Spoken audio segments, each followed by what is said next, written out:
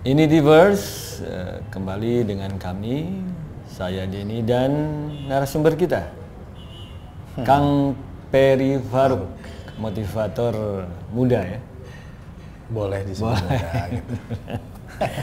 Oke, tapi sebelum kita bahas ke poin 78, saya mau kasih tahu dulu ini buku Kang Peri Faruk, Membuka Mata. Ini sudah cetakan kedua, mau kedua ya. Nah, sebentar lagi juga yang keduanya sudah mau. Yang kedua sudah beredar ya? Ya. Oke, kita lanjut ke poin ke-7 ya, Kang Peri. Ini ada kalimat sangat menarik. Tidak ada tindakan tunggal, segala keunggulan merupakan kebiasaan. Jadi tidak ada tindakan tunggal nih. Segala keunggulan merupakan kebiasaan. Nah, gimana penjelasannya? Ini kalimat ini jauh-jauh hari sudah dibicarakan oleh si Aristoteles, filsuf zaman Yunani kuno ya. Gitu. Nah, kebanyakan kita kan sering menunggu yang tadi kita sudah bahas itu, sering menunggu keberuntungan datang tiba-tiba gitu. Dan sepertinya hidup itu seperti paket surprise gitu. Pada suatu ketika, entah kapan dan di mana gitu kan, dari siapa, ada seseorang yang membuat hidup kita menjadi berbeda dengan sekarang ini, lebih hebat gitu. Nah, itu sebetulnya itu juga pikiran-pikiran kekanak-kanakan. Oh, gitu. Nah, jadi pikiran-pikiran dongeng seperti itu gitu. Nah, sebetulnya yang paling benar adalah segala sesuatu yang pada akhirnya membuat kita di puncak tertentu itu adalah pendakian-pendakian kecil. Gitu kan, ya kecuali memang misalnya ada orang yang cita-citanya mau naik helikopter gitu kan, naik ke gunung, ya silakan bisa gitu kan. Tetapi untuk membayar helikopter atau punya helikopter pun kan sebuah perjuangan tertentu yang istilahnya tidak bisa dihilangkan gitu. Nah, kebanyakan orang melihat bahwa ketika melihat atau menilai orang yang sukses pun seperti itu, sepertinya dia tiba-tiba ada di mana gitu ya, padahal enggak gitu. Kalau kita ingat-ingat lagi di bukunya Malcolm Gladwell itu yang Outliers itu, semua orang sukses di dunia ini gitu kan, yang bertahan adalah orang yang sudah melewati 10.000 jam terbang dia di bidang tertentu. Bill Gates dari mulai mulai dia SD itu sudah menjadi bug tracker. Kenapa dia makanya pada usia yang masih sangat muda sudah bisa menciptakan operating system gitu kan. DOS itu kan dimulai oleh dia, dijual kepada IBM. IBM waktu itu kan raksasa komputer gitu kan. Dan pada hanya selang beberapa tahun kemudian IBM tidak menjadi, sekarang ada nggak orang yang pakai IBM? Udah sulit ya. gitu. Dikalahkan oleh Microsoft yang seperti apa. The Beatles harus main di kafe-kafe Jerman yang kumuh, yang apa gitu kan. Untuk menjadi band yang sangat terkemuka. Legendaris gitu ya. Iya. Nah, jadi Anda ini sebenarnya melatih dua hal. Satu, jangan mengharapkan keberuntungan tiba-tiba. Kedua, jangan menganggap enteng yang kita biasakan. Pada suatu saat tertentu, gitu kan, ada orang yang lihat. Jadi kalau Anda misalnya seperti saya lah gitu ya. Contohnya, saya mengumpulkan quote itu tuh dari kecil.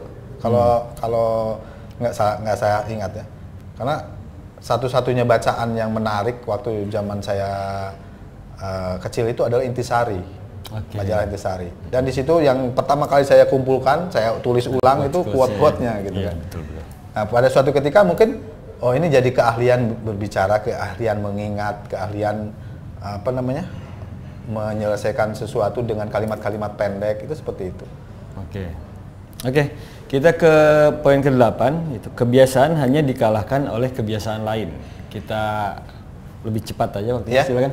Yang tadi kan ini juga sebuah jawaban. Bagaimana sebetulnya merubah kebiasaan dengan kebiasaan lain. Nah, otak itu kan ketika kita punya satu kegiatan, sudah punya satu gagasan, imajinasi atau apapun itu dikumpulkan dalam bentuk sel-sel. Nah, sel itu tidak akan hilang kecuali ditindih. Oh gitu. Iya, jadi nggak bisa karena dihilangkan. tubuh kita itu secara fisik berganti total 21 hari, kecuali otak.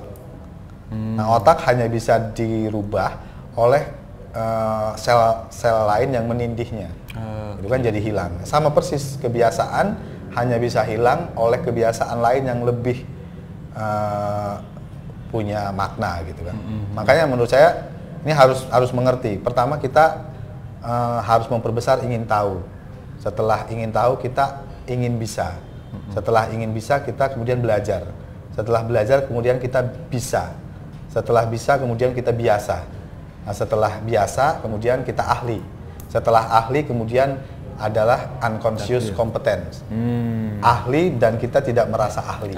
Oke. Nah, orang-orang yang sudah ahli tapi tidak merasa ahli itulah sebetulnya orang-orang yang bakal menggenggam kesuksesan, menggenggam dunia. Betul. Sudah dalam dirinya sudah jadi refleks. Oke. Sudah menjadi daya daya tanggap dia terhadap apapun yang dengan kualitas yang dia. Oke. Menarik sekali penjelasan harus dari dibacain dari Kang satu Ferry. lagi biar nggak lupa. Dari 1 sampai 8. Ya, jadi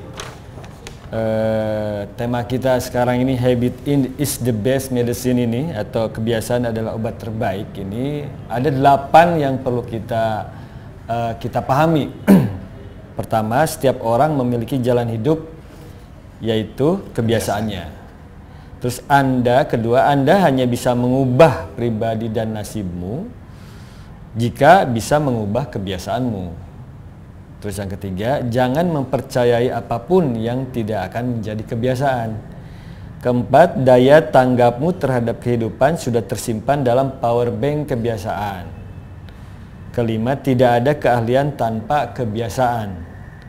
Keenam, segala sumber dayamu tidak sehebat kebiasaanmu. Ketujuh, tidak ada tindakan tunggal, segala keunggulan merupakan kebiasaan. Dan kedelapan, ini intisari dari semuanya adalah kebiasaan hanya dikalahkan oleh kebiasaan lain. Jika kamu punya kebiasaan buruk, mandi pagi jadi siang gitu ya, ganti dengan kebiasaan mandi pagi jam 4 sore habis sholat subuh gitu ya. Oke, produser kita sudah. Habis sholat subuh, harusnya sebelum sholat subuh. Sebelum sholat subuh ya. Oke.